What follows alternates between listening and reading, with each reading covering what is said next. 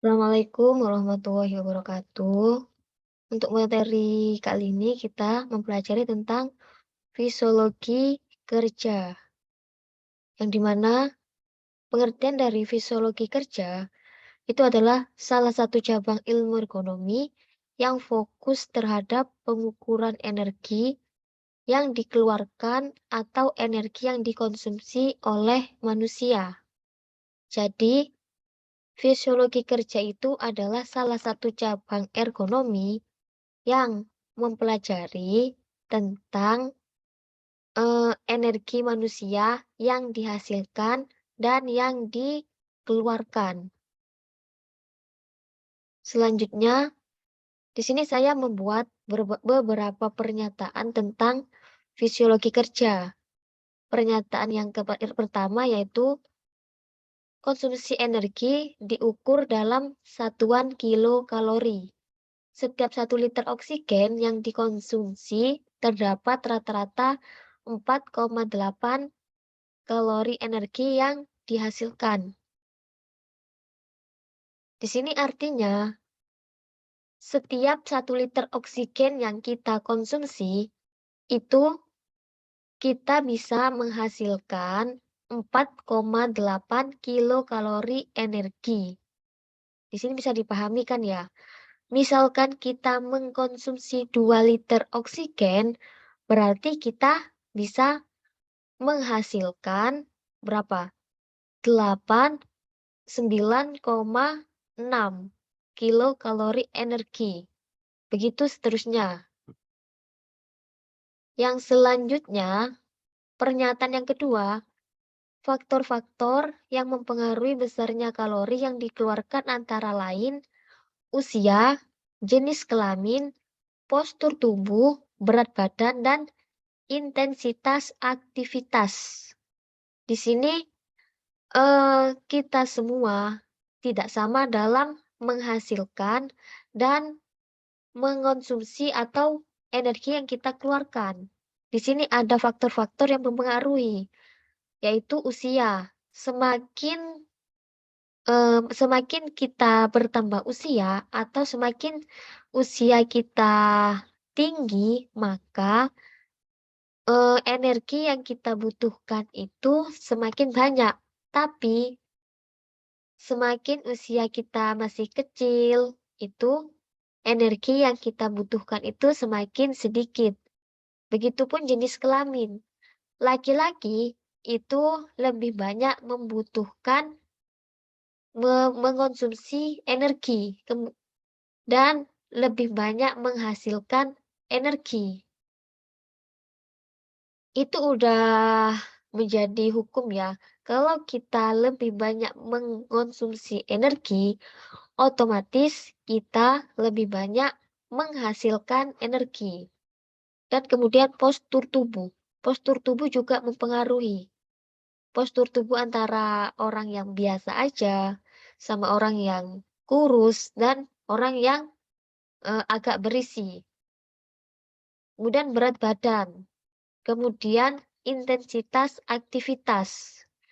Intensitas aktivitas juga mempengaruhi terhadap konsumsi dan energi yang kita hasilkan. Aktivitas yang berat kan kita lebih banyak menghasilkan energi dan lebih banyak lagi harusnya mengonsumsi energi. Begitupun sebaliknya. Kemudian pernyataan yang ketiga, dalam menentukan konsumsi energi, biasa digunakan parameter indeks kenaikan bilangan kecepatan denyut jantung. Indeks ini merupakan perbedaan antara kecepatan denyut jantung pada waktu kerja tertentu dengan kecepatan denyut jantung pada saat istirahat. Dalam menentukan konsumsi energi, itu kita mengukurnya itu denyut jantung kita pada waktu kita istirahat dengan denyut jantung kita ketika kita bekerja. Kita membandingkan perbedaannya itu berapa. Begitu cara kita menentukan jumlah konsumsi energi yang kita perlukan.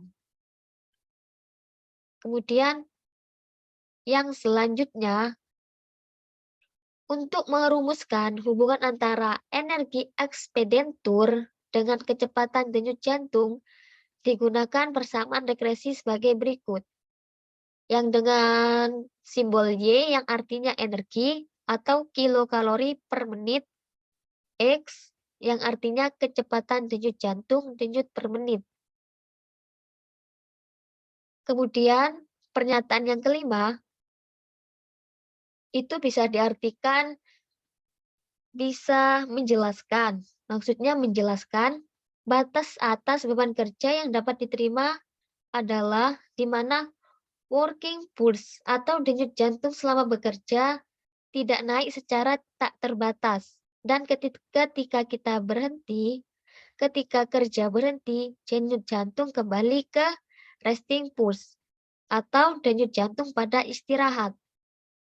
Artinya, batas kerja itu, batas kerja yang diterima harusnya denyut nadi kita atau denyut jantung kita selama bekerja itu naiknya itu tidak drastis, tidak naiknya itu secara perlahan-lahan ketika kita istirahat, kira-kira levelnya 15 menit. Batas ini untuk menjamin bahwa energi digunakan dengan kecepatan yang sama, energi tersebut diganti. Yang maksudnya waktu istirahat itu kita bisa mengganti energi yang kita gunakan pada waktu kita bekerja. Kemudian output maksimum untuk kondisi ini adalah performansi kontinu selama 8 jam sehari.